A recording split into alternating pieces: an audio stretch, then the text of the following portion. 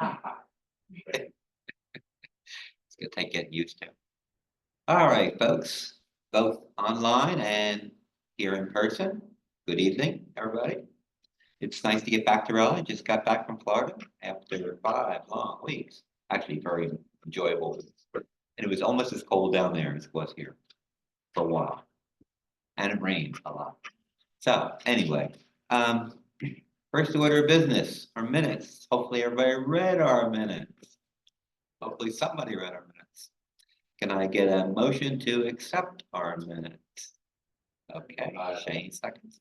Any discussion, any corrections, anything that didn't read right? Hearing none. Anybody will accept the minutes? All in favor of accepting the minutes? All those opposed? Okay, minutes accepted unanimously. I don't know what happened to our officers. Maybe there's something big going on that we don't know about. So hopefully if they come in late, we'll put them back in. So Caleb, you are up first. I'm sorry. Caleb Lewis, both the fireman station 16, but he's here on behalf of the Firemen's Union. And if the police were here, I'd say they're next in the series.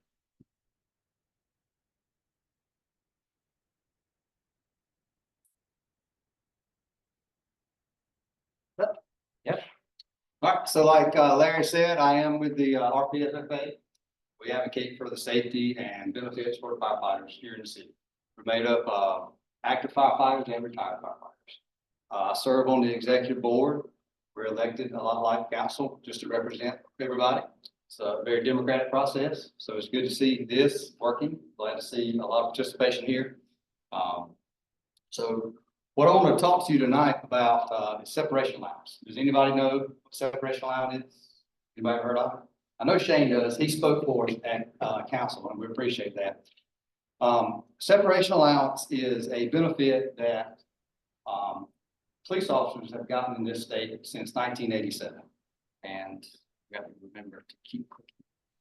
But it was laid out in a general statute back in the 80s to basically get higher paid employees out of the physical demanding job of being a police officer. And it is a benefit that's paid between retirement and 62, because that's when Social Security can kick in. So that was the intent. There was some presumption that that benefit would carry over to firefighters back then, but our state lobbyists didn't see it all the way through, and here we are now advocating for it at the city level. And if anybody has any questions as we move through, just let me know. Just want to explain how it's earned. So it didn't go through this at the state, so now your strategy is to go through the city. We're asking the city council. So the police received it at the state level? The police received the, it's mandated at the state level. It's still paid for by the local municipality. So Raleigh pays Raleigh, Charlotte pays Charlotte, so on and so on. But it's mandated at the state level. So what we're asking for basically is a copy and paste of what they have.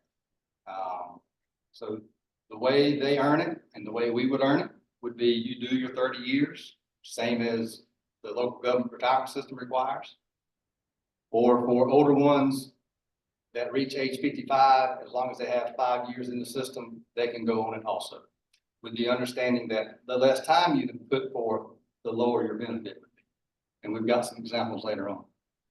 50% of that service would have to be with the local municipality here. So we wouldn't have somebody come in the last 2 or 3 years and then reap the whole benefit. So it has to be at least half of it done here in the city. We are asking for firefighters and our ECC, emergency telecommunicator people. They work a similar shift as police officers.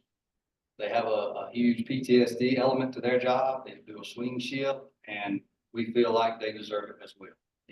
So we're advocating on their behalf also. And obviously, since it ends at age 62, you have to be younger than 62 when you retire to get it. There again, How is it calculated? Copy and paste of how RPD receives it. You take your base salary. And one reason that's important is you can't like spike your benefit at the end by earning a lot of overtime or working on a special team. It's figured on base salary times your years of service and a factor of 85/100%. So, and then it's paid out monthly, and it begins when you retire. So, I believe I have the only other thing to save the city money. The state passed a law in about 2018 where the police officers can negotiate a lump sum payment, which is always less than the total benefit. Since cities tend to have deep pockets, sometimes they can make a deal where they just say, pay me X amount and you don't have to pay me money. And police got that passed in 2018, I believe. No beneficiary with this benefit. The retired firefighter, or police officer passes away, the benefit just ceased at that time. So a couple of examples. The first example is somebody that come into the fire service at a young age and just worked a full 30. 64,000 represents topped out firefighter pay. And they typically retire, our average retirement age is 55. So that benefit to be paid for about 7 years at that monthly rate. And there again, this is straight from the same law that what RPD received or on all police officers. The other example is somebody that came in like what we call a lateral. They work in another municipality. They came in and they gave 10 years in the city and left at the 10-year mark at a base salary of 60. Their benefit would be reduced, but because they only gave 10, but they reached age 55, and that would be $425 a month until 62. So just to clarify, a lot of people have, what if somebody just comes in late in the game? It's obviously a reduced amount. So Do they have to work 30 years here or 30 years anywhere? they have to work 30 years in the local government retirement system, but half of it has to be with the city of Raleigh. And that's very odd, or odd. It's not common that we hire somebody with like split half. Typically people in the public sector, they change their positions in the first 5 to 7 years and then they're locked in. They usually stay at that municipality, typically. What we're seeing with our department is we're losing people early because they don't have something to look forward to. And my next slide is simply put, it's a carrot.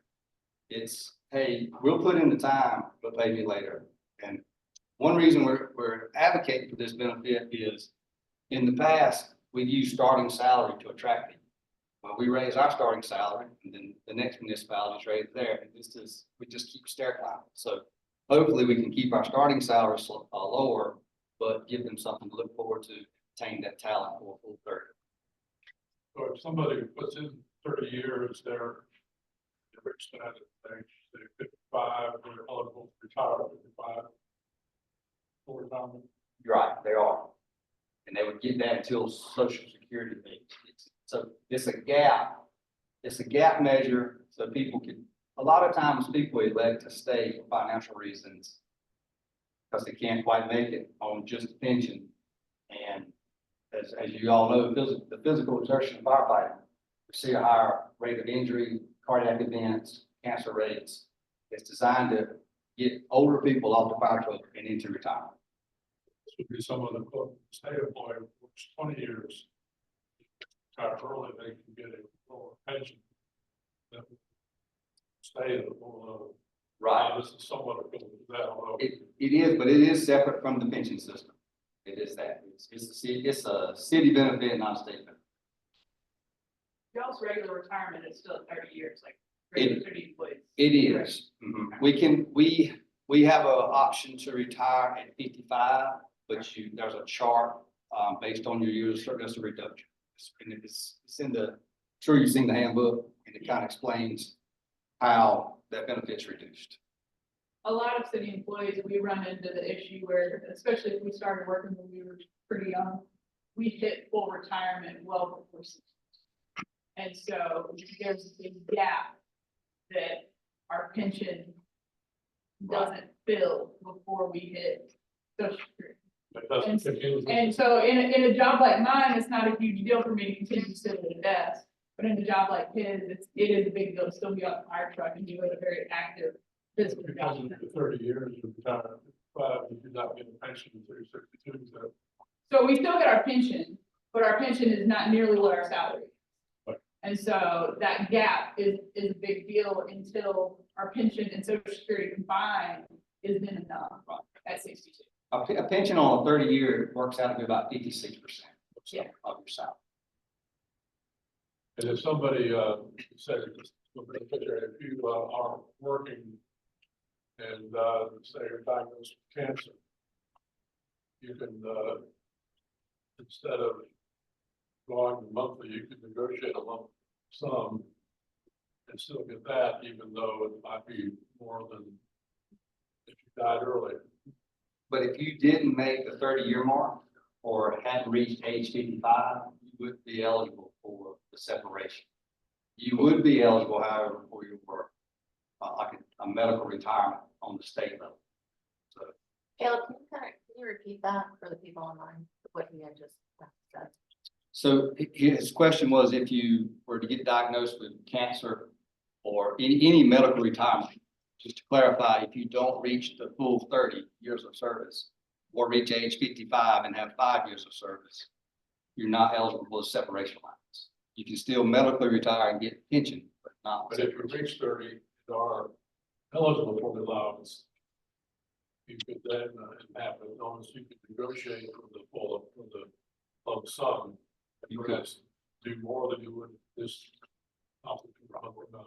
And what you see with cities that have separation allowance and in law enforcement across the state is when they get to 30, it big incentive to go ahead and retire and make room. It's a savings for the city too, even though you see an expense, the higher paying employees retire and you start at the bottom and of every rank structure, depending on where they retire. So benefits for the city. Recruitment, obviously, that's, we have a 15% vacancy rate across the city. It's very expensive to train firefighters. We figured up that on average, we spend about $24,000 to train firefighters. It's a 6-month academy that covers the instructors and supplies and their salary to train. And a lot of times that back and forth, they'll work 2 or 3 years, grass is greener, and they jump ship and go to other cities. So we have cities still in our talent. We want to retain that talent inside the city. It takes time to learn streets, buildings, hazards, and it's just a lot of knowledge that walks out the door when we lose somebody further instead of keeping them a full 30. The police have had vacancies, staffing for a number of years, but I heard recently with the current academy graduates, it will be up to full. What is the situation with firefighters? Are you all their full complement or getting there? So we're seeing about a 50% loss of academies in 5 years is what we're still on average. So we hire, say, 30 people, 15 leave within the first 5. And that's up from what it used to be. I came into the city about 17 years ago, and my class still has probably 75% of the people. Are they taking firefighting and just going elsewhere? Or Most of them are going to other municipalities. We lose some to the private sector. Some have left Raleigh Fire and to Raleigh Police. That has happened to. But most of them stay in the fire service. It's cheap. Charlotte does offer 25-year retirement. So we lose some to Charlotte. And then Knightdale and Cary, their starting salary is almost $10,000 an hour. So we're losing cheap to those municipalities. Caleb, what is your next step? Are you going to make a presentation to council? Have you done that? The RPFFA has met with the councilors that are willing to meet. There are two counselors that are going to meet, in the future. Patton has made a budget note for us, and that, was presented back in November. So the city is doing their research on their numbers. We've got some numbers of our own that we'll go over here in a second. And depending on what that cost looks like for the city, it'll come back for approval at council, hopefully before the budget goes. So you're trying to get it to be effective for the next budget? We are. Our ask to them was direct staff to research the cost and then to implement it FY 25 for retirements. Another benefit, as you get older, you use more sick time. Like the lady said, we can't always go into work hurt. We can't.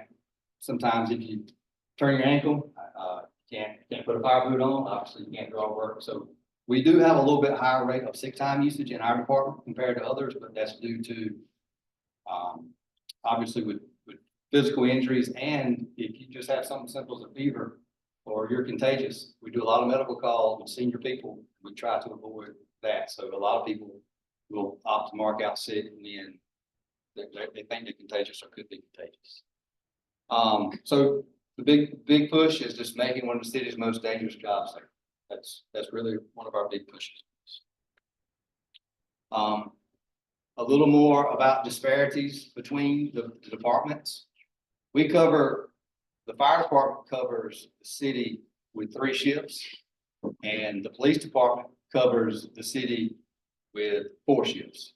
What that does for us is a firefighter in the city of Raleigh will average 56 hours a week on average. There are some weeks that we work up to 72, and some weeks that it just hits out to be 48, but it averages out to be 56 hours. Police and telecommunicators, they have 4 shifts, and they work out to be 42 hours.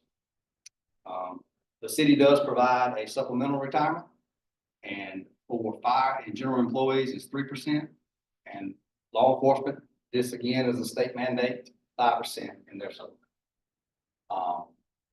Just a total of hours we work over the total 30-year career, we work about 22,000 extra hours in the city, just having 3 shifts.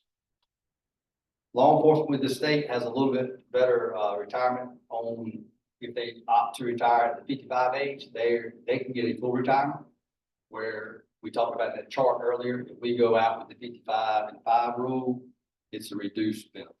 And obviously, as we stated, they have separation allowance if we don't.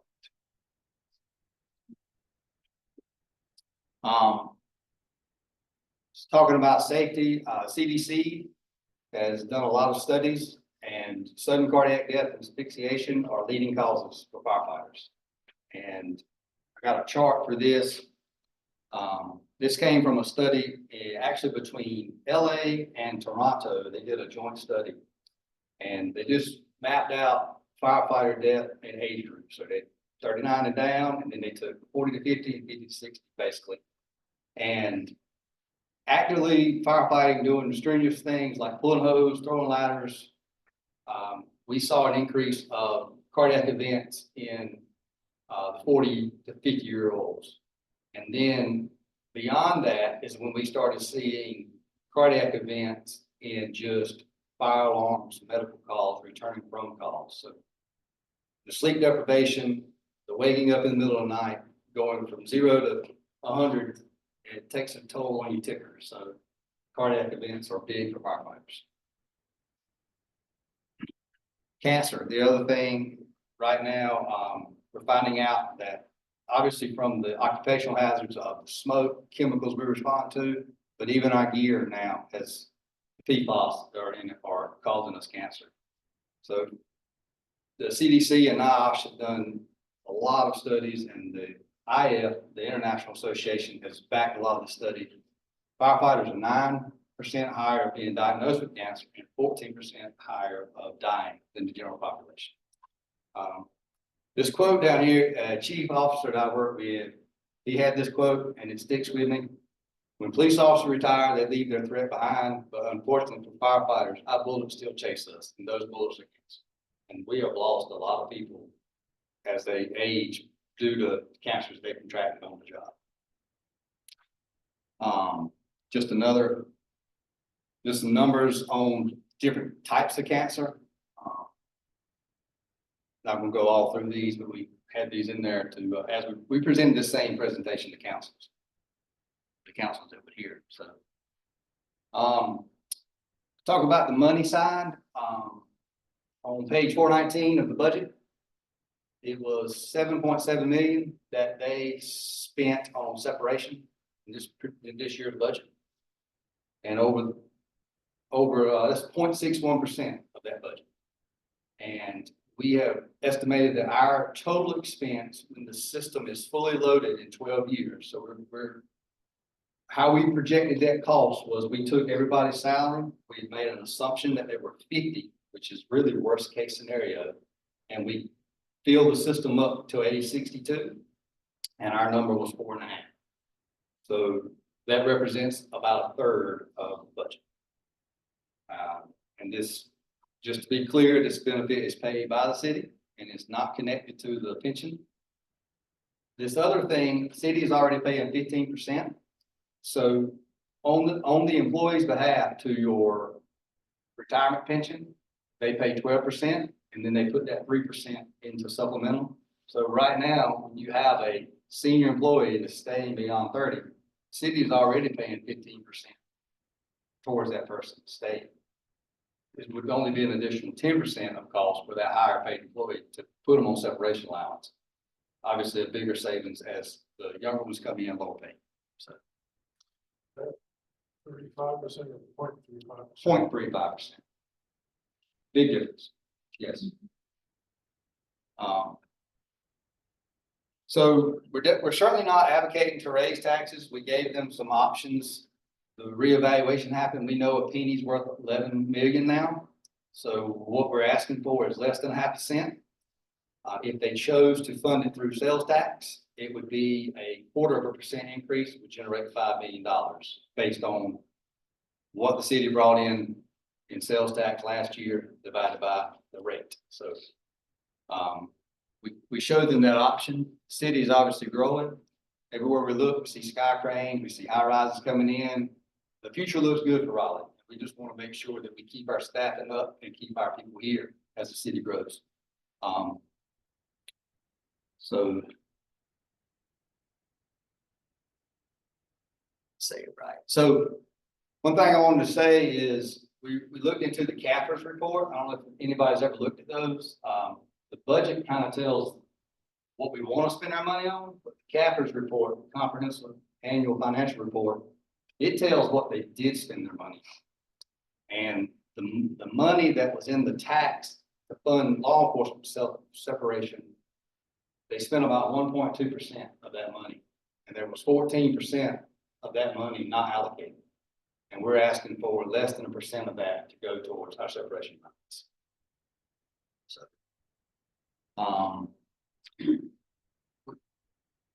So some people have asked us why public safety and not general employees, and we're certainly not taking away anything from general employees, but our occupational hazards are higher, our hours of work are higher.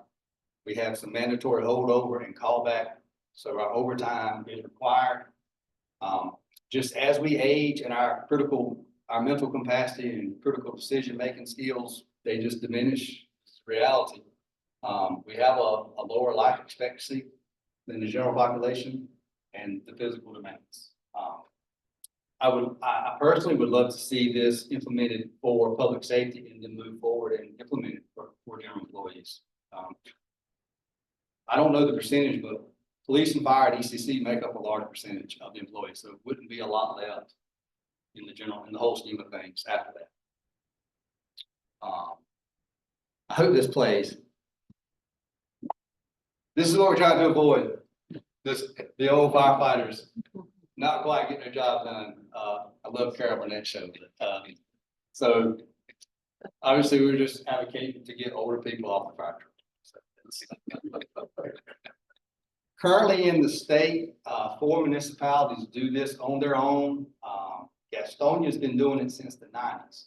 And Kannapolis, I'm not sure when Kannapolis started But both of those cities are near Charlotte, and they implemented it to retain people from going to Charlotte for the 25-year retirement that they offer their firefighters. And everybody in those departments tell us that that's what's kept their talent there. People saw that character, but I'm gonna stay, work 5 more years and get the benefit versus going to Charlotte and retiring 5 years earlier.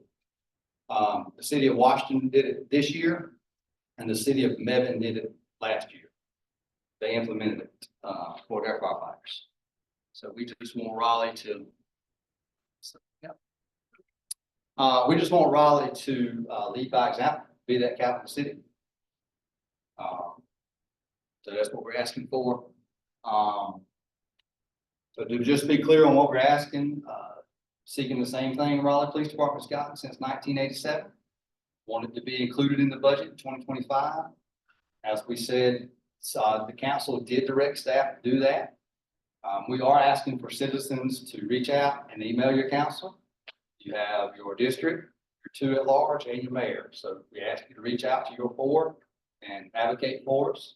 And if there's anybody that's willing to speak in support, be glad to meet, give you all the information, and just we ask for support. So that's my contact information. Feel free to email, and I can send you information. You can call. Questions? So a couple of questions, but one is, how do the shifts work? And the second one is, I understand that a lot of times you guys go out on paramedic calls because you're closer. Is that correct? So I'm gonna answer your first question. How do our shifts work? We have 3 shifts, and our cycles run in a 9-day cycle. We work 3 out of those 9, and we start at 8 o'clock in the morning, and we get off at 8 o'clock the next morning. So there's basically 5 days of the first of that 9-day block. 5 of those days we work 3 out of those 5, and then we get a 4-day break. Okay. So, and it's 24-hour days. But it's not continuous days, it's 1 day and then a break. And 20 break. So it's first, middle, last, how we refer to it, then a 4-day break, first, middle, last. So like this week would be Friday, Sunday, Tuesday. And then I'll go back on Sunday, Tuesday, Thursday. And then Tuesday, Thursday, Saturday. So we get, falls on holidays, you work it, falls on weekends, you work it. That's the way our shifts work. EMS calls. So every Raleigh firefighter is trained to be the EMT level, basic level. We respond with the paramedics, who's a Wake County agency. And we are closer, there's more of us, we can get there and render first aid, CPR, we can administer stuff for allergic reactions and things like that. So earlier intervention stuff, we get there, stabilize patients until EMS gets there and transports. So you do run EMS calls, but not at a paramedic level. So I guess my reaction is that maybe we ought to have more paramedics so that you guys aren't burdened down with sending a full fire truck out to someone who's having a heart attack. It definitely ties up city resources when they're setting on an EMS call, waiting for a paramedic. They're experiencing shortage too. I think a lot of the departments are in public safety, fire, police, and EMS. So there has been some extended scene times, and certainly when that engine or ladder is sitting on a medical scene, they're not available to respond to a fire or a wreck or hazmat, things like that. So it pulls on the whole system. So I think that is part of the question. Paramedics are Wake County. Yes. They're not included in this. So the second thing was you mentioned that RPD goes full pension at 55. Right, and 5 years of service. Okay. So what this really is about is that you guys don't go full pension until 30 years total.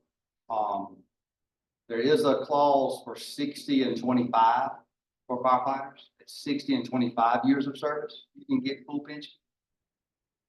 Now, it's not, the formula is always your years of service. Yeah, that's what's Right. interesting is So- the formula is different. Right. So the more years you work, the more your pension will be. So if you only do 25, it's just gonna be a factor of 25 years, but you're able to keep like your insurance until Medicaid kicks in, or Medicare kicks in, whichever one it is, until Social Security age, 62. Okay, So that's a I think big that's benefit. the part that probably when we're talking about it, gets confusing because you talk about Social Security. And just for people to understand, as you're explaining this, is that understanding when full pension hits. I think that's the important part. I'm just thinking this in terms of explaining it. Sure. So full local government pension kicks in when you attain 30 years for us, but then Social Security doesn't pay out until 62, or you can hold to 67 or leave it till age of 70. So just like any other job, we're saying. But so Social Security does play into your pension pay. Well, It does once you reach that age, but that gap measure. And what you see, I think you can relate, like when somebody reaches their 50s, they're trying to get their mortgage paid off, they got kids in college, and they're trying to get those things accomplished, and they opt to stay in this job, and then we see more injuries, and we see more sick time usage, things like that. So the gap you're trying to fill is between, retirement age, or when you reach your full 30 or 55, and at 55, you're gonna have 5 years, because we don't hire 50-year-olds in the fire department. So yes, and then we're trying to fill that gap from when you're eligible to retire till Social Security will kick in. and then it drops back out. Separation allowance goes away. Okay. City is no longer I think has to pay that. the thing I'm just, first of all, I get it. Mhm. But second of all, the thing is, in terms of explaining it, is that the majority of people now don't have pensions Right, and don't understand that gap. So right. I think that's the thing we really need to work on, is making sure people understand how you got their impact that Sure. way. And I would, I mean, it's a great job, but there's a pay cut compared to private jobs. Right. In I guess, in exchange for the end result. No, and you're absolutely right. I'm just looking at this from the point of view of explaining this Right. to people, the majority of which, for example, in Raleigh, don't have pensions. Right. I mean, I'm fortunate. I got a bunch of relatives that are retired PD, retired FD.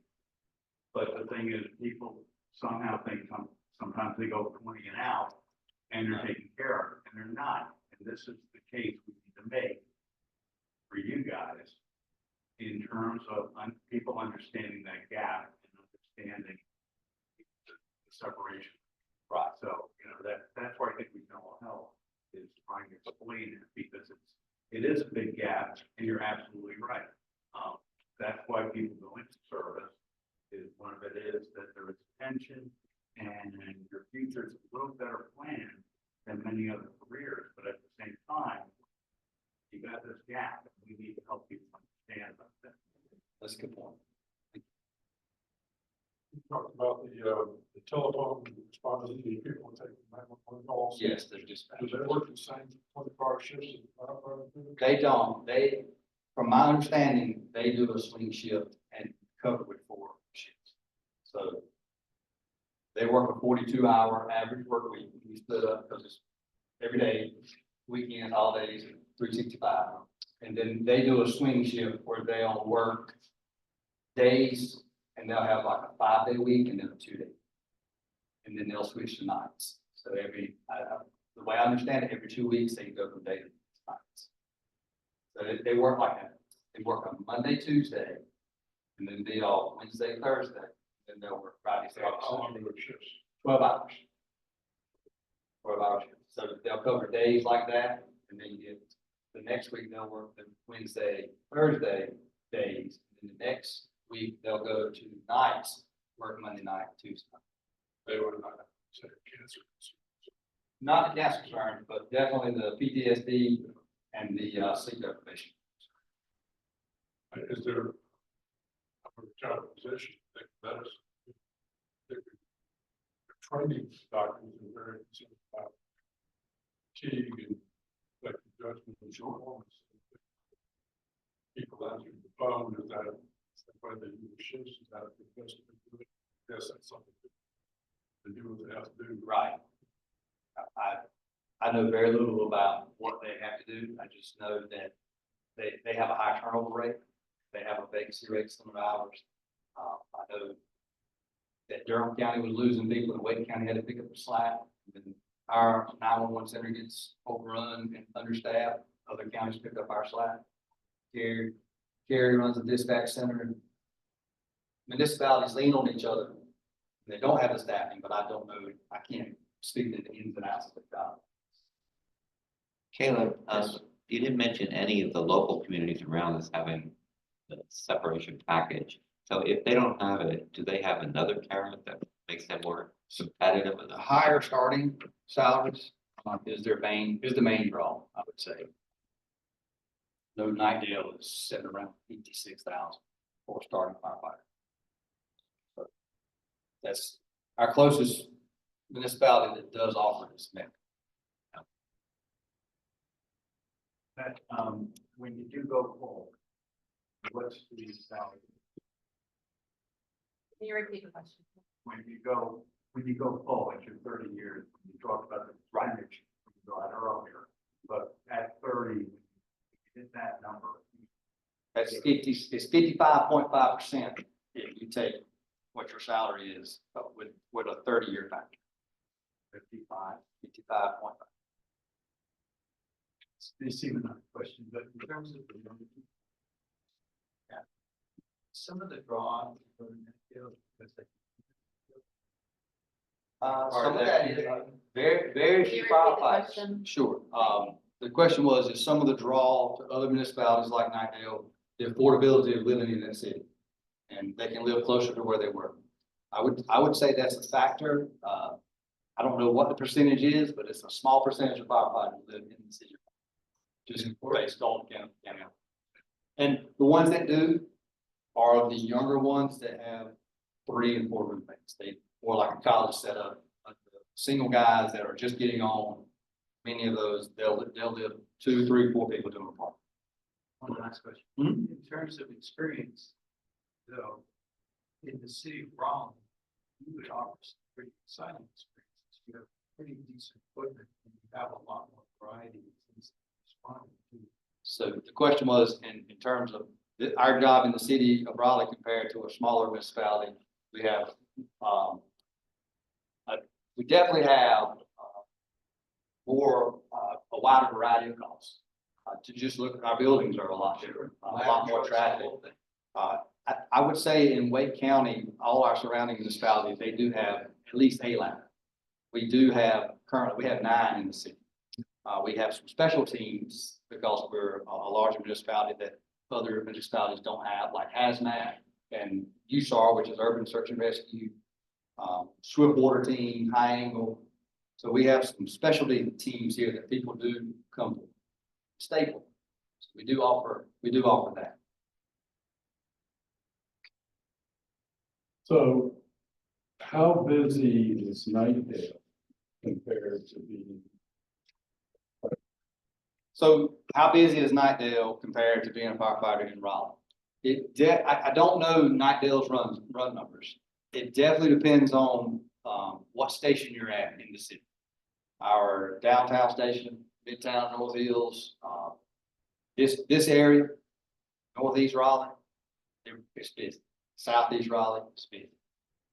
Raleigh is a geographically large city, which is a problem. It offers some difficulties for fire protection. Our resources are spread out, but it gives us our response areas are way different. Firefighters working downtown Station 1 have a lot different job function day to day than say a firefighter out that covers 2-story residential houses. They got high rises and interstates, just a different array of responses versus more suburban type city. So it definitely depends on what station. I think our busier stations run around 3,500 calls a year, and our slower stations run around 1,000 calls. So are you guys pretty much dedicated to the same station, or is there a rotation? There's a rotation, there's a bidding process for what opens up based on retirements and promotions, and it's based on seniority. That's how So it's a voluntary, once you reach once you become a relief driver, you can choose where you want to work. If you are just a firefighter that doesn't have any other responsibilities like, driving, then you are just moved around to kind of plug the holes, make the staff. Right? Okay, Do you have a favorite station? I do. 15. but That's my nine, favorite too. I worked there. I've done three nine, tours. I think nine, Right, nine, Millbrook. nine. No, the Millbrook Exchange? Yep, Uh-huh. they got that fun, vintage truck. Hey, we're nine, we're nine. Nine's a great station. Good answer. So on that, I expand a little bit why it's my favorite. Nine is a single company station, run one engine out of that house. So, Right now. right. So, every station in the city has, one engine, and then some stations have a ladder, a two company station. And it's just, more enjoyable with, more personalities there and you get to bounce back and forth on your job functions as a firefighter. Some days you ride an engine and your job is to put water on fire.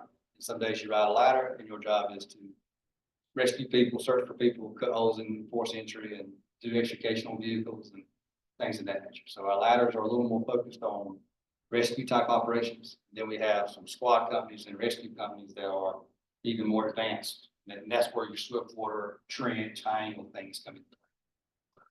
Do fire trucks go around roundabouts? They go Around roundabouts, fire trucks go around, we go around.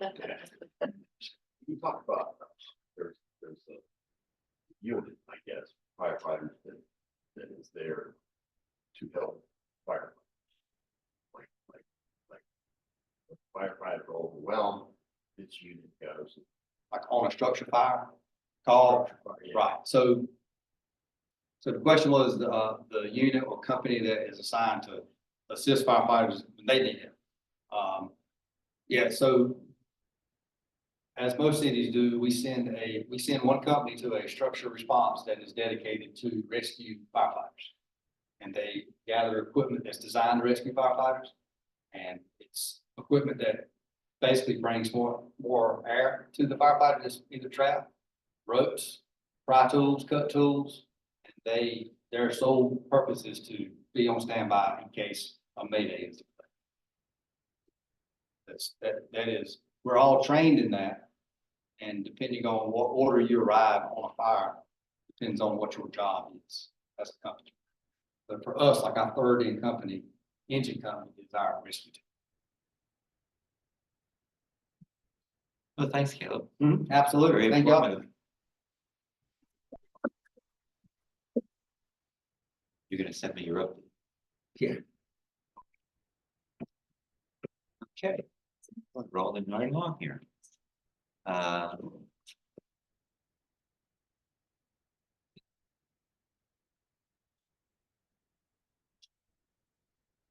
Sylvester, I see you hiding in the corner back there.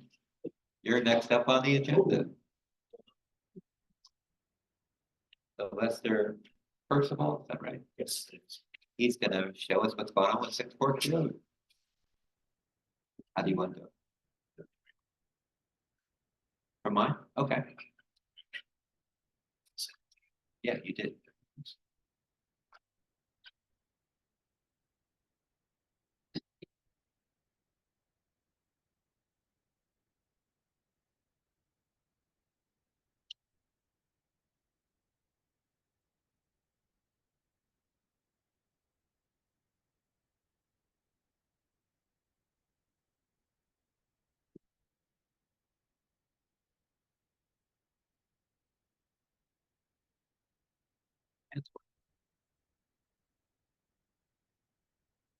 I'm gonna share the screen. All right.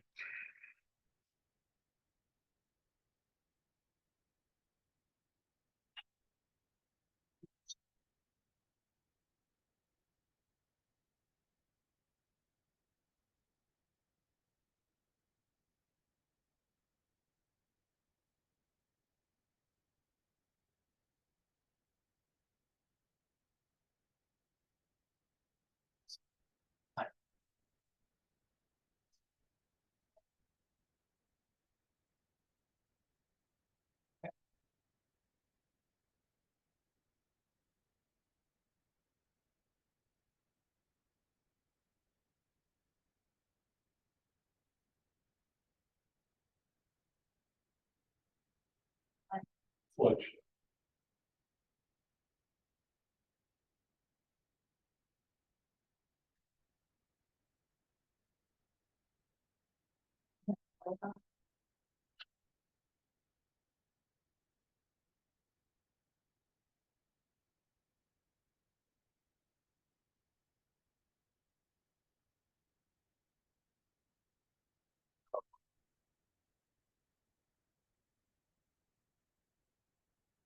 I don't think, so. nothing on my end.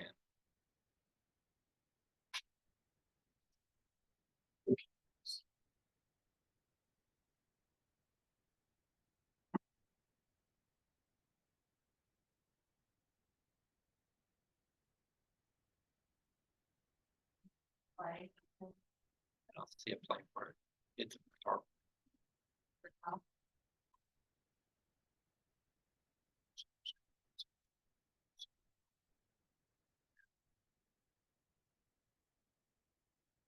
Go to play on that one. Oh, yeah.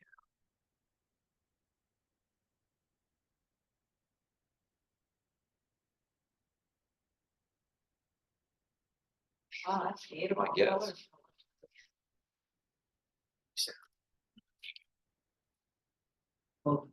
Good evening, my name is Sylvester Percival. I'm the CEO of Design and Construction Division with our Engineering Services Department in the city of Raleigh. Essentially, we're tasked with delivering roadway projects. We oversee the design of those projects and also the ground constructed. Six Forks is one of those projects. I think most of you are aware that the Six Forks project came about as a result of a corridor study that was adopted by City Council in 2018. It was a purpose statement. The City of Raleigh, along with the residents, institutions, and businesses that called Six Forks home, desired a vision and master plan for how Six Forks Road between Lynn Road and I-440 should transform in the coming years to become more safe, multimodal, and attractive, so as to improve livability and to create a viable image for the supporting portion of Midtown.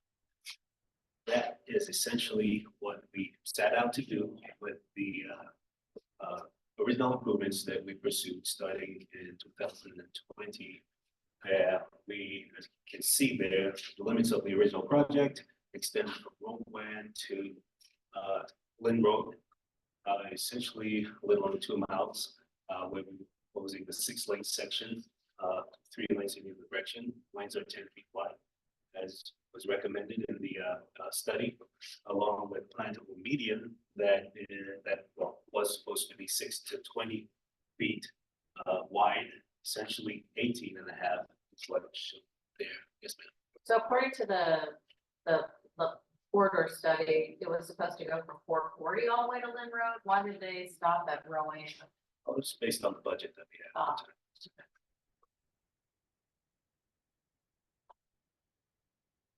Some of the challenges that we were faced with as part of this project is the right-of-way limitations, major underground water and infrastructure issues.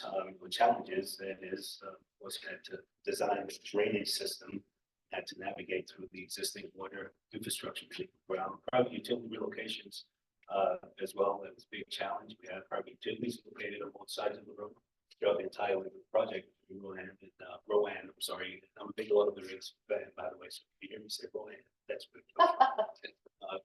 Rowan and Lit. And of course, the budget limitations, which kind of leads to my next point. The original budget for this project, or the budget for the project, is $46.1 million. We were lucky enough to acquire $14 million in federal funds.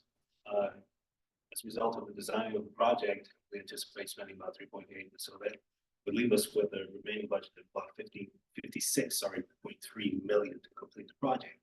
Well, as a part of the original plan to improve the project between Rowan and Lynn Road, that construction estimate turned out to be a little over $100 million. I think it's roughly 119, actually, so a little more than a little. And so that really took us down a path where we needed to look at options to try to bring this budget. And so 5 of the options that we looked at was 1, to try to cancel the project, 2, pursue a 6-lane median divided section Rowan to Millbrook. Third option was pursue a 6-lane median divided section between Rowan and North Glen.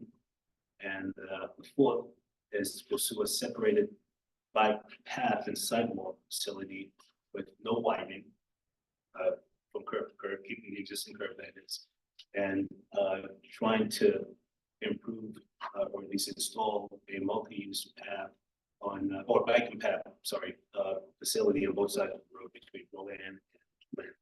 The last option was a multi-use path on both sides of the road between Rowan and Lynn.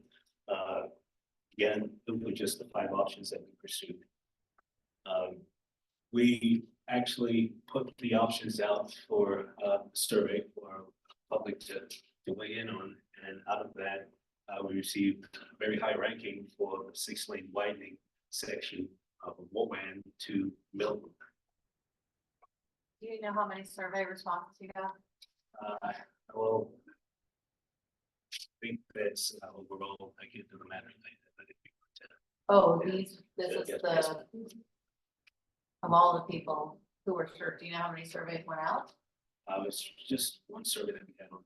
I mean, how many, what number of citizens were surveyed? Was this a survey? Well, it was on the website, so it's just. Oh. Check this out. Well, anybody? It's not nailed down, right? Just if you have to be following this or talking to Larry, you can consider it. Yeah, I thought it was around 200 responses. Well, a total of 500 responses, but 2, 3, 4, 5. Anyway, yeah, 800 responses. yeah. Well, I'm trying to do math. Maybe closer to 7%. 6 or 7. Yes, sir. So if you don't widen all the way out to Lynn, you're gonna, I mean, one of the big bottlenecks there is coming from town, 6 Forks up to Millbrook Road. It gets all locked up, all backed up. So I don't know, you know, I mean, this is gonna help part of the way, but it's not. Well, if you could just maybe allow me to get. Okay. It's got a long way to go. Okay. Well, I told in advance, probably many questions. Appreciate your questions. So with the rankings that you just saw, we took the project to council in November of 2023. And actually presented the improvements, the options to them along with the rankings. And out of that came considerations from council. We were to further explore the options. One option should be within available budget. Options must include a multimodal accommodation, an assessment of parallel corridor for multimodal accommodations. That is, look for the connections outside of the 6 Forks corridor to serve in a similar fashion and provide a multiple accommodation as the improvements we were proposing. And the last was to do an analysis of the top reference feedback of the engagement. So with that, we looked at some other new options. Those options were 6 lanes with separated facilities from Rowan to Millbrook. Another was 6 lanes with a 10-foot multi-use path from Rowan to Millbrook. And the third was a 6-lane with an 8-foot multi-use path from Rowan to Millbrook. And the 4th there is a multi-use path from Rowan to Lynn. That actually, the others are widening sections, but widening 6 Forks, but multi-use path from Rowan to Lynn, the 4th option, includes no widening, keeping the existing curve and just pretty much improving the shoulder section. when you talk about widening, you're not talking about increasing the number of lanes, you're talking about just widening lanes. Well, that's the oddity of the whole thing. To make 6 Forks with 10-foot lanes uniform over that full lane, that road would have to be widened. And that was just, that's a fact that was just lost. I mean, everybody kept saying you didn't have to widen the road. But if you're gonna make 10-foot lanes, as you know, up where Honeyham is and whatnot, it has to be wide. You can't go from 8 to 9-foot lanes and then mandate 10-foot lanes that wide. I'm sorry to interrupt. No, that's all right. Thank you, sir. And the last option is to cancel the project. So the last, essentially the fourth and the fifth one, the options that are similar to what we proposed originally.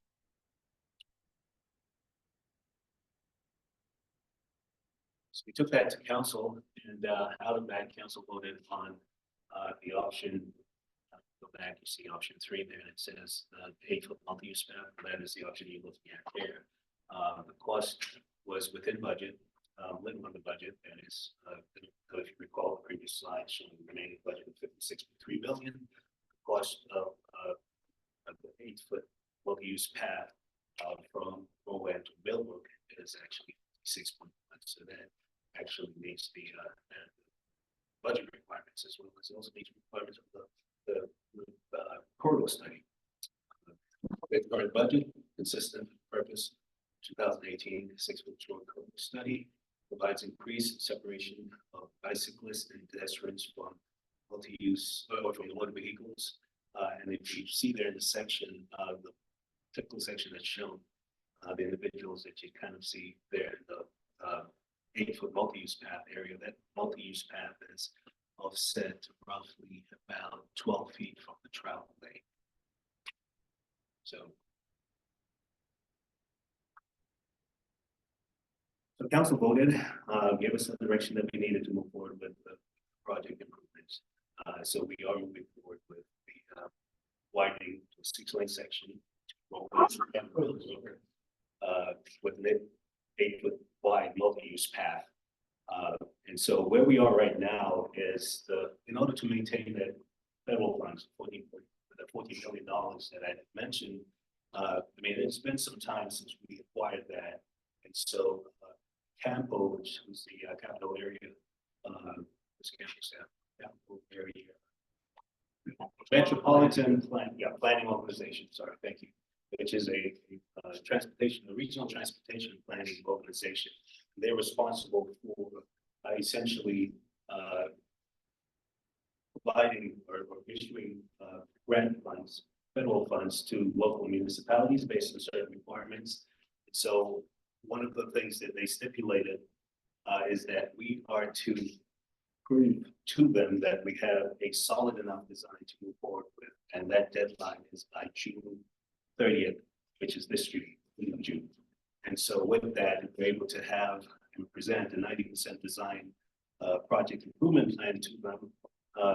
It will essentially prove to them that we can essentially work towards getting construction authorization from Campo or from NCDOT, essentially, or Federal Highway Administration, that issues the federal funds by September of next year. What that means is that if we are able to get construction authorization by that date, we will set ourselves up for being able to advertise the project, bid the project, and be able to break ground early 2026. So by the spring of 2026, we can actually get ground construction. So that's where we are currently. We have, and Sarah Beth Gentry is actually sitting. Yeah, I made her a co-host. She can. So, you know, she's one of our real estate staff who's working on this project. She can unmute herself and speak if she.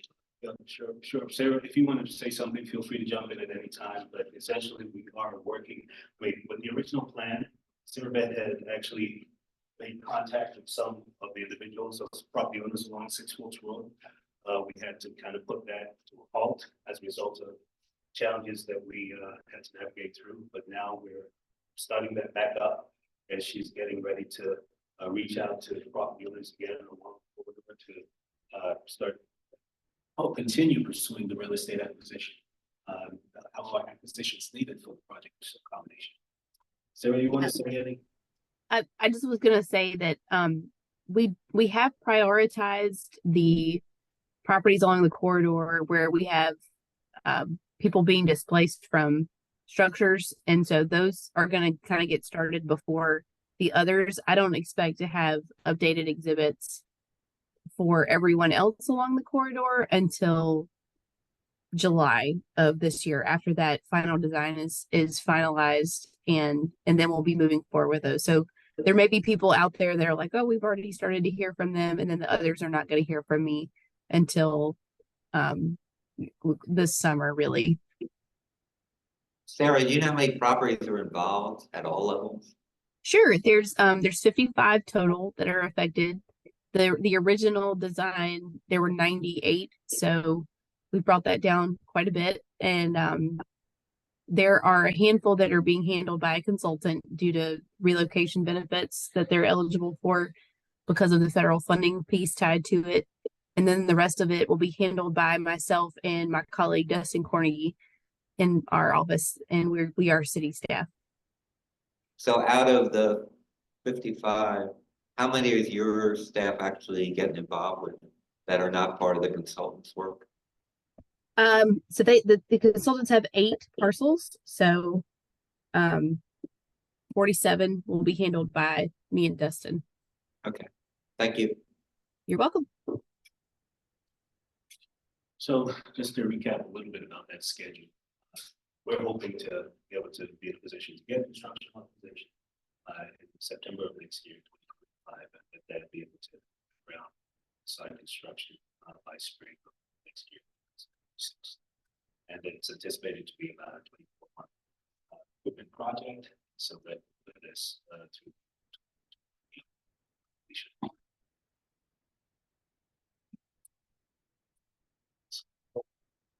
So is there anything that can stop it? Because this thing's been out there, I think, over 10 years. It's 2020. And it gets tabled, and that just may be priorities. But so with the schedule that you're talking about, I mean, is there anything likely that would cause it to get tabled again? Well, I guess the option is always there for council to make that decision. But as far as we know right now, we are very close to getting to and the direction is been. So Sylvester, can you speak up just a little bit? I'm having trouble hearing you, and if I am, I'm sure the others online may be having trouble hearing you. So the question is essentially, is there anything that will result in this project being tabled at this point? And my response was council always had the option to table the project, but as far as staff is concerned, at this point, we received direction, and we're very close to about 100% design. We received direction from council to move forward, and we're doing just that. So it's really difficult to answer that.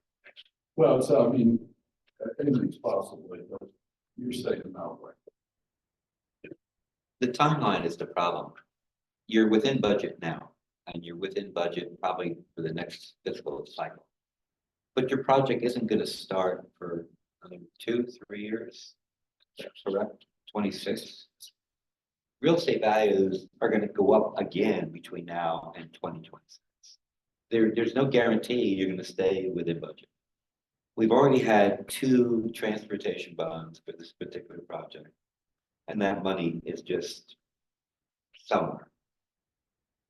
I think what the outcome is going to be, probably after you're ready to go, you're 100% ready to go, and you have approval from the state, you're going to wind up, and there's talk already about another transportation bond. And you're going to have a hard time selling to people that have already invested 2 transportation bonds with the expectation of completing the project. I don't want to give you a hard time. I'm just telling you that we've been through this now for about 12 years. We finally are at the point now where it's going to get executed. But it's executed within a longer time frame. I think you asked about what else could stop it. Money is going to stop it, and it's. I don't know how you prepare for that. You got to commit to getting it done, and then the council has to commit to continue to fund it, because they're going to be hit with other sections of 6 ports coming on really fast. North Hills is developing, below the Beltline is developing. And somebody has got to be looking at the larger picture and saying, hey, we're doing a good thing here. We're creating an artery, possibly a BRT route, but we're looking like 10 years down the road. It's getting to the point. So is there a way to speed the process up? Well, I think the process that we have, the timeline that we have in place right now, Redwood, that's a very good point that you made about, money. Being one, where to go, so, budget, when we get ready to actually hit the ground with the project, maybe bid. We've seen escalations in construction prices, and so, that is very likely to occur. Sarah Beth, I see your hand, if you could just give me one. Yep, you're good. In terms of speeding up the process, I think with the federal funds being involved, I think supplemental means of funding the project, I think we have to follow certain guidelines. So that's really responsible for getting us from this point through next September. Right. And then at that point, it's just a normal construction life of a project like this, which is about to finish. So that's it's just the nature of the process that we have to get this project. Okay. Sarah Beth, you want to add something to? Yeah, I was just gonna say that, Larry, as far as the right of way goes, part of that having funding or having the project ready to obligate funding by the end of September next year, that includes the right of way being completely acquired. So the right of way acquisition phase is between now and September of next year. That's all I've got to get it done. So as far as that chunk of the money, I mean, that's a pretty okay timeline as far as getting that in place. We did the estimates understanding that things just continue to get higher. I mean, I have padded that part of the budget as much as I can to make sure that I was telling Sylvester, based on the data that we had in hand at the time and trying to make the best estimates that we could. So I feel good about that part of it coming to fruition. And I truly hope that my number I gave him is too high. That would be great. And certainly within budget. So. All right, I'm more optimistic. Not sure I'm following all this.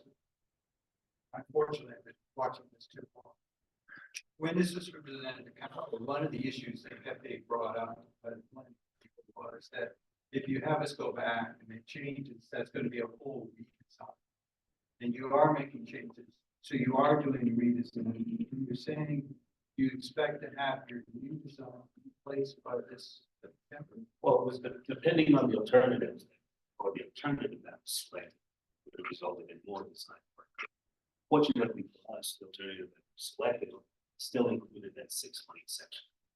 So that's what made it easier, because you're just working now on the sides where the paths. Right, that leads me to my second question. And that is, part of the issue that was brought up was the utility poles and where they place them in that area.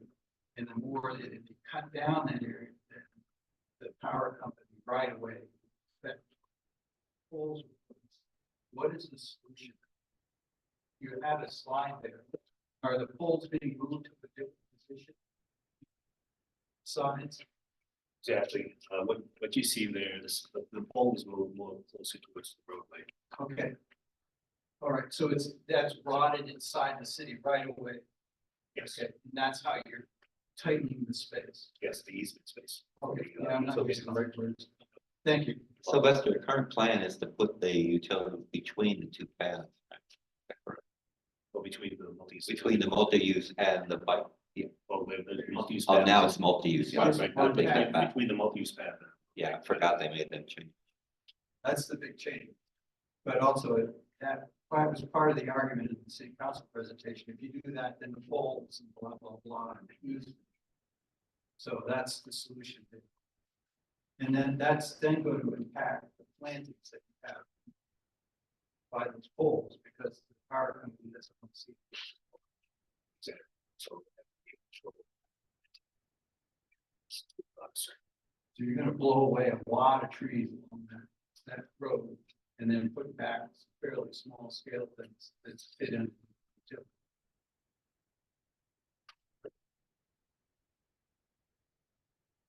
Following this property for a long time, my concern is I drive, express from Six Forks several times a week. I go to church up on Raleigh and drive out there.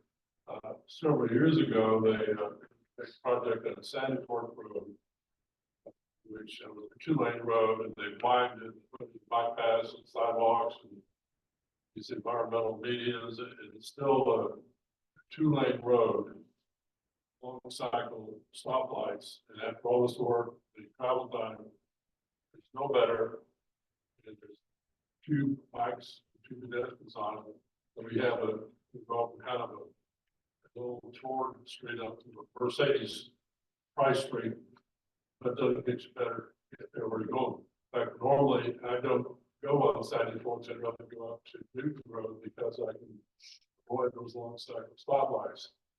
My concern is you're going to do the same thing here. Millbrook, you still have a 6-lane road, traffic congestion generated by stoplight timing.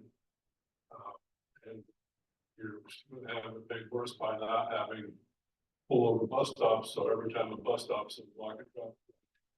And we're going to spend all this money, and we're going to have some bike paths, and we have sidewalks already, we'll have some bike paths, but we're not. I haven't seen anything that assures me that traffic will go any better, and in fact, it may be worse because it's going to take a longer time for pedestrians to cross the city. So, what are we getting for our money here other than going from the Ford to a Mercedes-Benz type street? Is it going to help traffic? Do you think it's going to make a difference for traffic? If you have the same number of lanes, and what about all these stoplights and road hills and getting around, which will causes some bottlenecks in that street? So obviously we're going from a 4-lane section to 6 sections, so you don't have additional direction. Okay, I said it's not 6 lane, that's 4 lanes. Then the median turn. Okay, okay. You're gonna have wider lanes and more lanes, so it should follow it up pretty well. Well, it's still gonna slam it, the traffic lights, but to Larry's point, the weirdness that goes on by Wednesday, where the lanes get really tiny and you're pretty much running the gutter, and running over the catch basins, you're not careful, that should go away. And so it should be a better road, but it's still gonna be, the traffic is just gonna continue to build up. Those lights are gonna continue to back the traffic. But it's gonna be a better road. It's not, I'm hoping that eventually we get to see the details of the 6 Forks plan. For your information, we've been asking since May of last year to have a real presentation in front of us. A couple years ago, we got to see the actual maps. We got to see how they're going to do the intersections. We're way far away from that. So I'm assuming by June, when you have to make your presentation at 100% design, that shortly thereafter, we should be able to see a full road plan with intersection detail in particular. Is that feasible? At least he's saying that's changing. The roadway, he's not changing. No, but the intersections are, He's changing. Right. So I didn't get that. particularly Millbrook and 6 Forks. Right, I mean, we're gonna, and well, essentially, we're keeping what goals originally, but we're gonna have to take that down to match the existing north section. Right, it's gonna be a little different because remember you're widening to a Right. 6, and then you'll have to take it back down to tie it to what's existing. And Larry's talking about Millbrook. and- No, I'm talking about the actual interchanges themselves, actually Millbrook intersection with 6 Forks. It has to change also with Yes. with the accommodation. more turn lanes.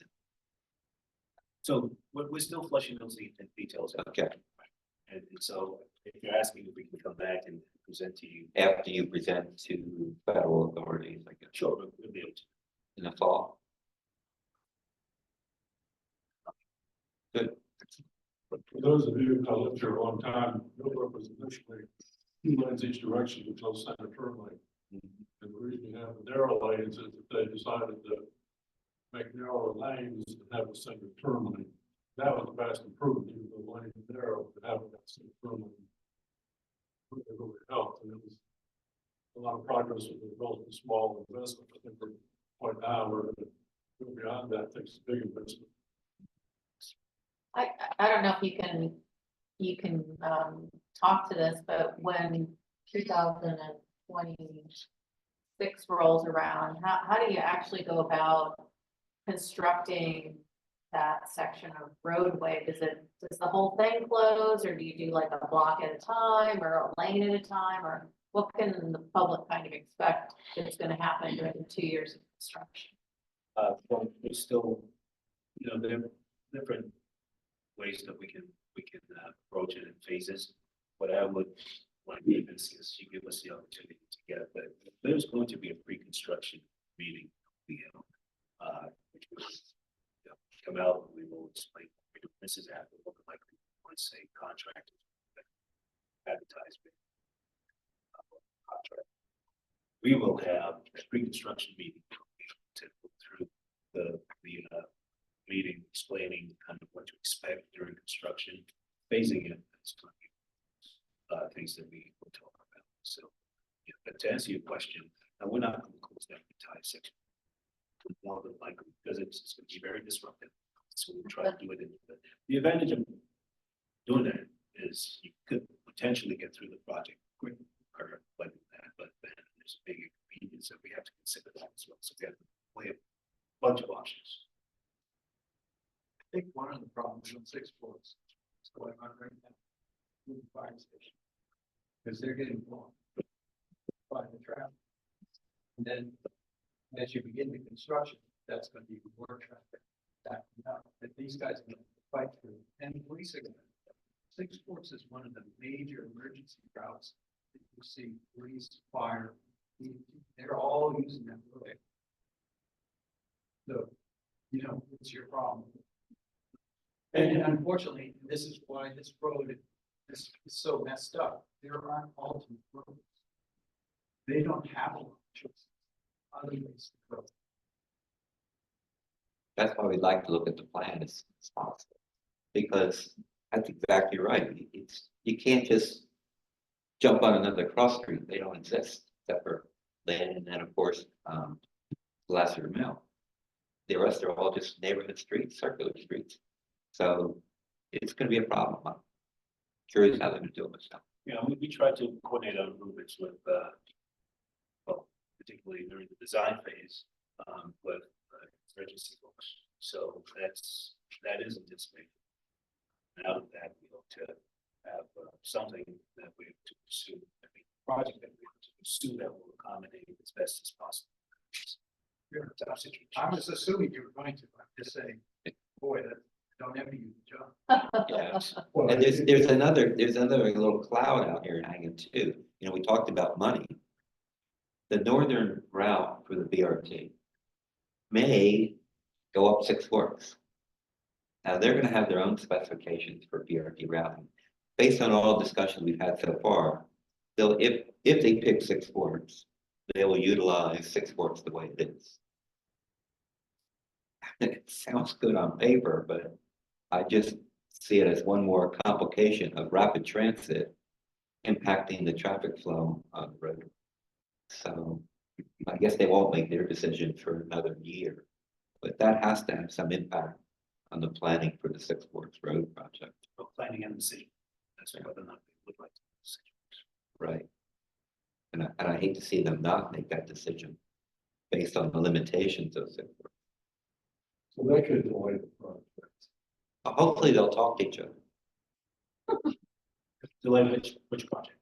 Well, I mean, it could, the BRT, if they select that route, that could delay the whole project. But, would it? I don't think so. Okay. I don't think it'll be a delay. I just think that they're gonna have another party talking to them. Hopefully. Any more questions? I thought the room would be full of questions for you because we've waited so long and we're gonna continue to wait a little bit longer. With probably another council to get this thing on the road. But I was happy to hear Sarah because Sarah, that's the first thing that I think everybody's waiting for is finish the real estate acquisition, finish the right of way work, get those stakes in the ground so we know where everything is gonna wind up. And then I think it should be full speed forward. Is that correct? I share that sentiment. I would love for this project to be done and off my desk. But yeah, I mean, our direction is full steam ahead, and that is what we are doing. So this project, I touch it just about every week, which that isn't true for all projects that I work on. So we are actively moving forward, and it is definitely a priority. And your target is for September of next year. It's actually before that, because that's when Sylvester has to have the construction authorization for the federal funding piece, and the right of way has to be acquired before that. So it's really the end of next summer, but no later than that September date. Thank you. That's part of the good. Yeah. It's the property owners trying to get some risk. Yeah. The right of way is now more or less.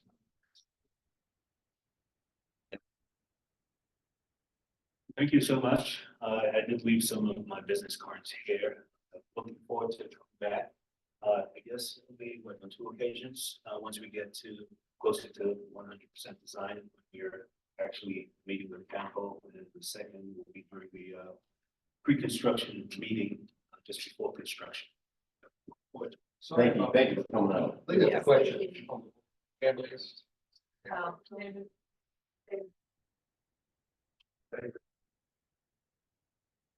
David, do you wanna ask your question? Yeah, I mean, I've made this point before. I mean, you talk about it's a suburban area and the side streets and all of it. It's going to be 25 years from now, it'll be a mistake to widen 6 Forks. You're going to want the traffic to go slow. It's going to be looking more like downtown than it does like the suburbs it is now around Midtown. The development pattern for that area, it just, I think there's a misjudgment here. That's going to become another urban center in a fast growing city that'll continue to grow. And you don't want traffic moving fast through your urban areas. So having stuff grind to a crawl of 20 miles an hour, 25 miles an hour during rush hour is a net plus. But, you know, we'll figure it out in a couple of generations and work on doing some of this. Thanks, David. Thank you. Thank you. Sylvester, just, you are, I think, the 4th project manager that I can remember. That's right. Yeah. 2, 3, I think you're the 4th. Fortunately, for those of you who may have dealt with or spoken with May, sorry, he actually departed the city. He's now with NCDOT.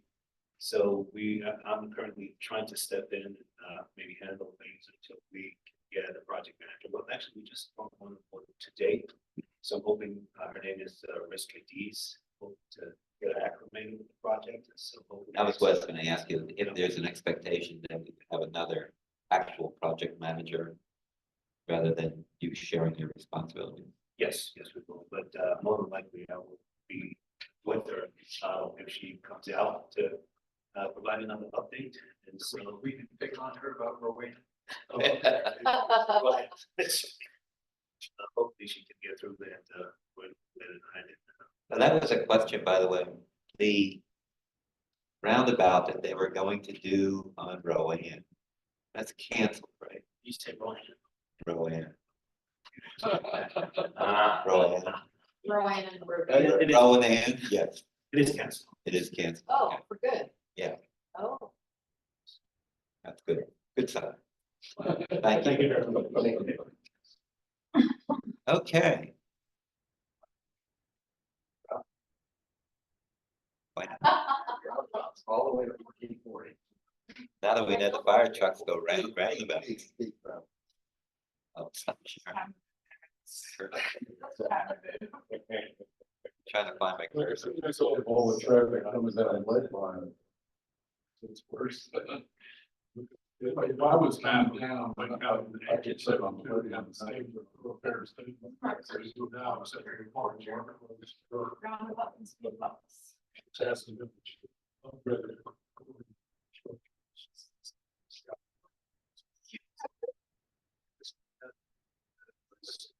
why it's. Okay,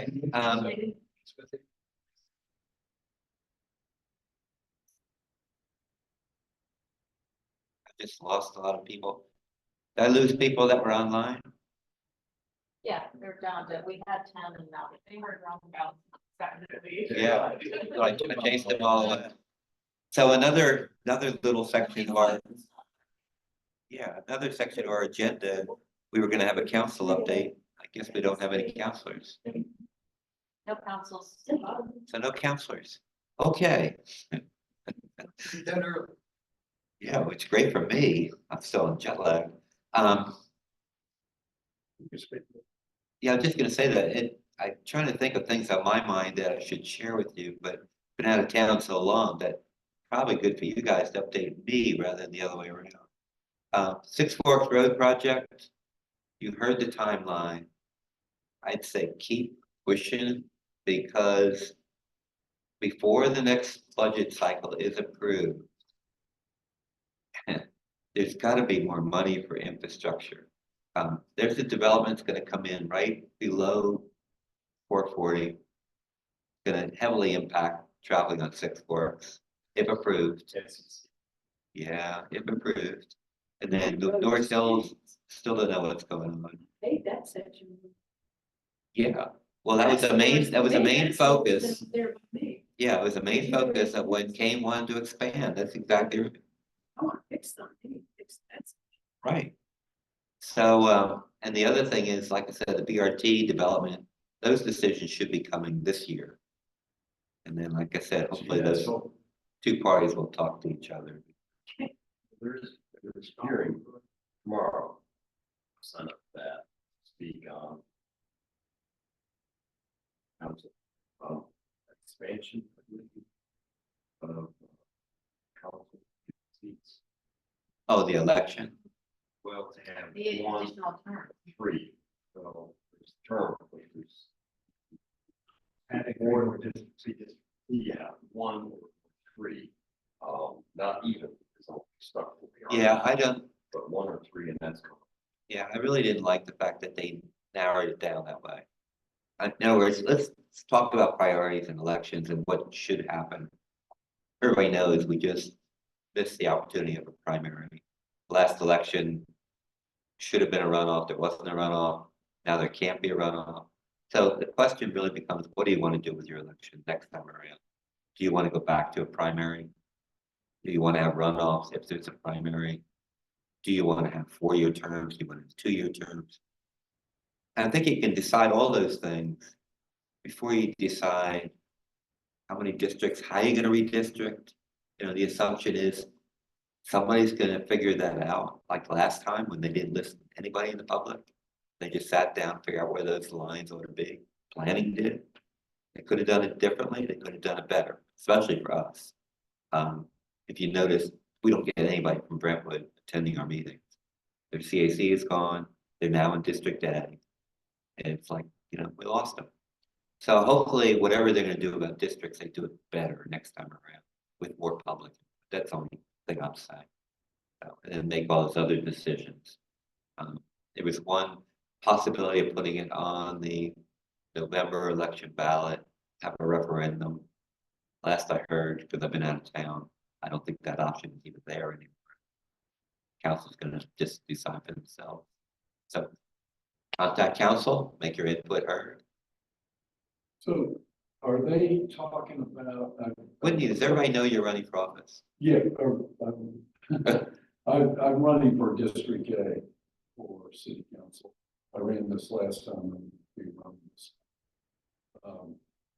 And well, I want to make a comment, but my question is going to be if they're going to, they've been tossing this around, so I'm not sure what the final thing is that they're going. But are they talking about expanding at-large seats? Or Well, their question is, they've done surveys before. People do not really want at-large seats. I don't want. No, because, well, you never see them. I mean, they're focused downtown. There's no reason for them to go elsewhere. So a council for a district makes more sense, and then having districts smaller makes more sense. I would be for adding another seat and getting rid of the large. Yeah. That's exactly what the survey showed that they did before. So. want to get off my soapbox. Anybody else have anything else that I might have missed? I've got something real positive to talk about. I was at the car wash. I could use a car wash. What's that? I could use a car wash. Yeah, get the monthly deal with all the benefits when he washes. I get mine washed every week. So, I ran into two of the, what they're called, the volunteer police people. They had what amounts to, I guess, a squad car.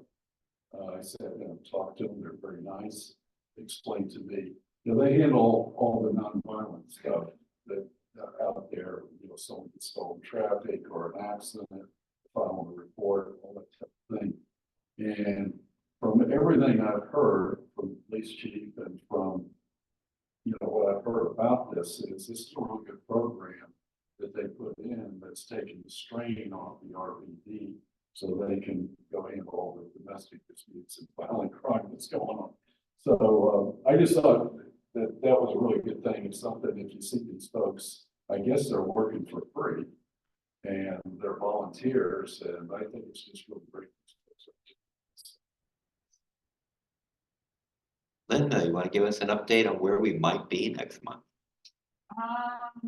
and about the Right. cameras?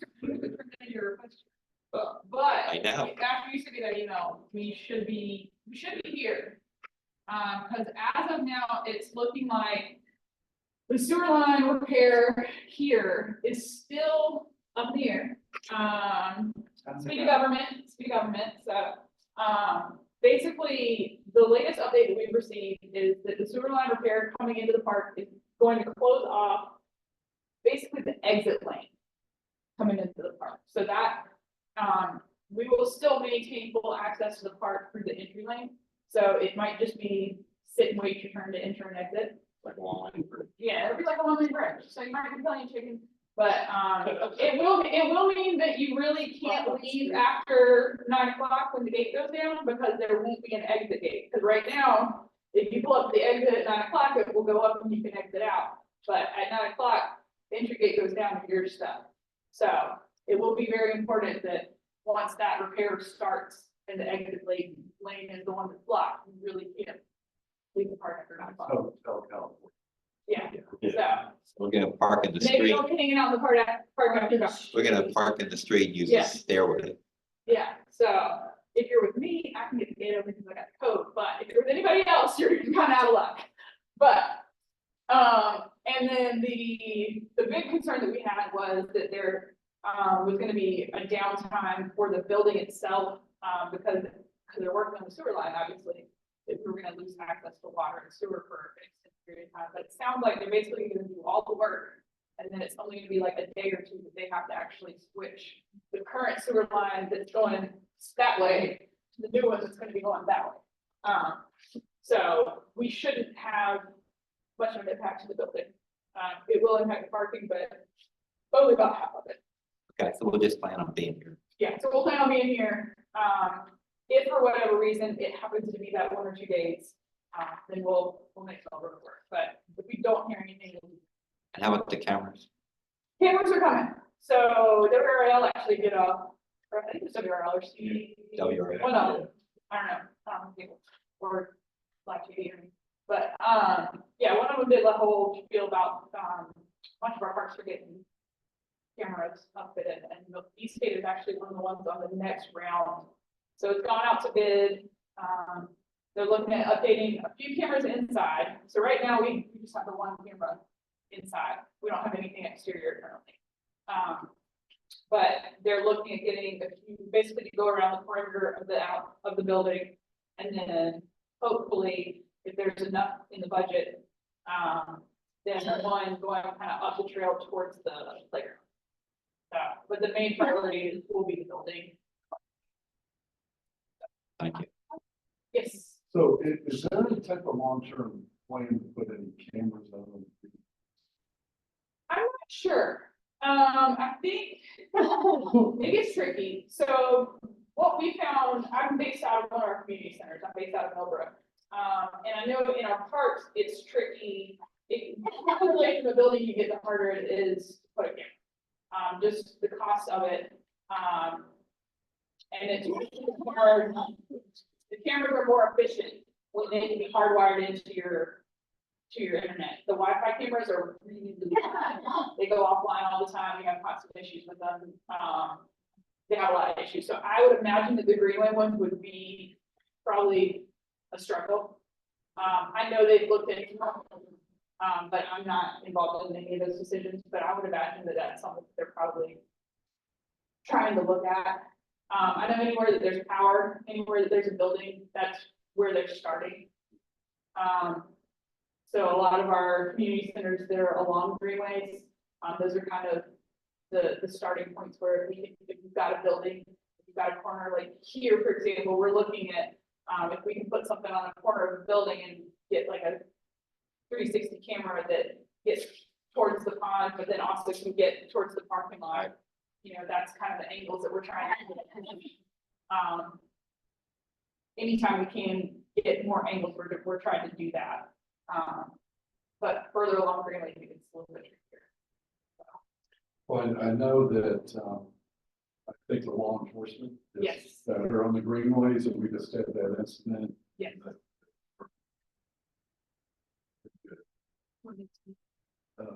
There was a woman who was, I guess, being knocked or attacked or whatever, and they came out pretty quickly. I think some people saw it and notified the police, and there was an officer out horseback. I've seen them out there in the golf court type deals, and I've seen them on the scooters. So they're patrolling out there. And it was just recently, I guess in the past year or two, that RPD just got the Greenway unit. I mean, years ago, we used to have park police. And that kind of went away, actually before my time. But we just recently got back the Greenway and Parks like unit of the police department. And their main focus has been greenways, not actual staff parks. Because of a lot of the activity that's been happening on greenways, it allows them to be a little bit more mobile, and not necessarily patrol cars. And that's been a huge blessing for us.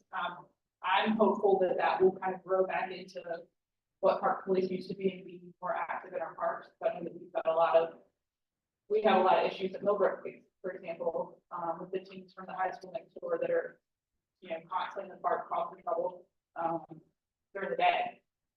So, you know, having a good relationship with our community officers and having them in the park throughout the day, it is always helpful. So we appreciate that partnership. Well, you ought to be able to hit the parks by putting more greenway guys out, and then also having a program with the guys in the cars. I mean, you just cruise things. I wish I saw the, you know, RPD. If they come on my cul-de-sac, there's something wrong. Yeah. I mean, I never see them come in and cruise. And I realize it's just a staffing. Yeah, it's a numbers game. It's a numbers issue. And that's, I mean, even, and the volunteer officers, I mean, when we see them come to the park, the team scatter. They don't know that, I mean, they see blue lights, they don't notice, they don't wait to see which car it is. They don't wait to read that it says volunteer on it. They see, I mean, it could be a complete fake police car, and they wouldn't even know they're gone by the time it gets close enough to tell. Well, I think that same thing can happen here. I think when the camera is visible, Cameras will help. I don't think they'll be here anymore. Cameras will help drastically, so. Yep. All right. Cameras and then like garden, I saw signs for community garden up there. Yes, so community gardens just recently passed council a couple months ago that they're now going to be allowed within parks. Now, they're still going to have to be approved individually on a case by case basis. Barwell is going to be the first one. They actually had their beds built and they're in the process of planning that out and doing all of that. By volunteers. Yes, so there's an organization, I don't remember who it is. Do I? No, so there's an organization that's basically overseeing the community garden process. It's the like supervising group. That's basically setting the parameters for community gardens for the city. Basically we set out an RFP that, who would manage it for us. I think it's Interfaith Food Shuttle, I believe.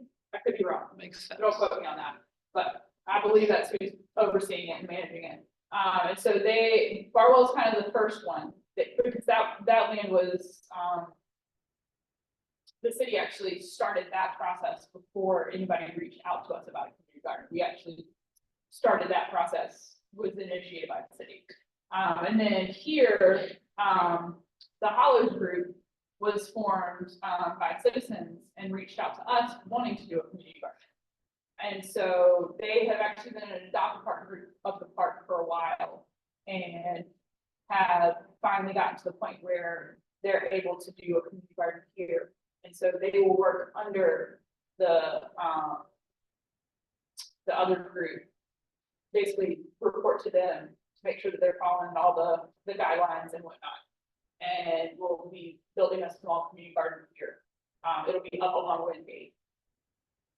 So like where the soccer fields are, the multi-purpose field, like you go up the hill, where it levels back out, between there and the road, that's kind of the area where the. Okay. Yep. Yes, Steve. Larry, I'll just put this out there as a community connector update, which is. Sure. There has been. I'm glad you did. I always forget to ask you. Well, there has been almost nothing going on in District A for the past 6 to 9 months. But the most recent one, and the community connectors, what they do is we go to the first neighborhood. So miraculously last week there was one, and it was 2751 Capitol, and which is near Westinghouse. Okay, so you know the area there. There's National Law on there. They want to go from commercial 3 to light industrial 3. The interesting part there is the entire area is almost full commercial. It's warehousing across the street. Hotels there, right? What's that? Isn't there a hotel there? And there is one off to the one side, but it's also actually commercial. What happened was apparently it was industrial, and then when the UDO happened, it went over to commercial. And technically, a pawn shop is not allowed under the commercial, so they got grandfathered in. The owner is just trying to transfer it back to what it was. He has no intention of making changes. So it's probably going to just sort of sail through this kind of thing. There is nothing else happening. There is one thing I've got to check on while I was gone. You remember we had the church people in St. Mark's Church Yeah. on Six Forks, and they were working on a deal with a developer in terms of a mortgage, I guess paying off the mortgage for the church. I don't know what the outcome of that was, but apparently there's a lot of development around that area from some of the residents have kind of sent me notes. So I've got to kind of take a ride over there and see what's going on, but it's possible that that's probably going to be developed and rezoned. And that could play back into the 6 Fork Road discussion as well. Right? So the only other thing was that one property that you and I were the only attendees at, which is over on Spring Forest next to Millbrook, and they're just taking a residential, which is one of the only residential there, and turning it into a small office. Right. So Yeah, you and I were the only ones there. not a lot of hot development. They put the sign for the meeting in the guy's driveway. Anything else? Could have been that quiet while I was gone, but let's get out of here early tonight. If there's nothing further, thanks for coming, and let's close up shop. Oh, make sure you sign the sign-up sheets in the back.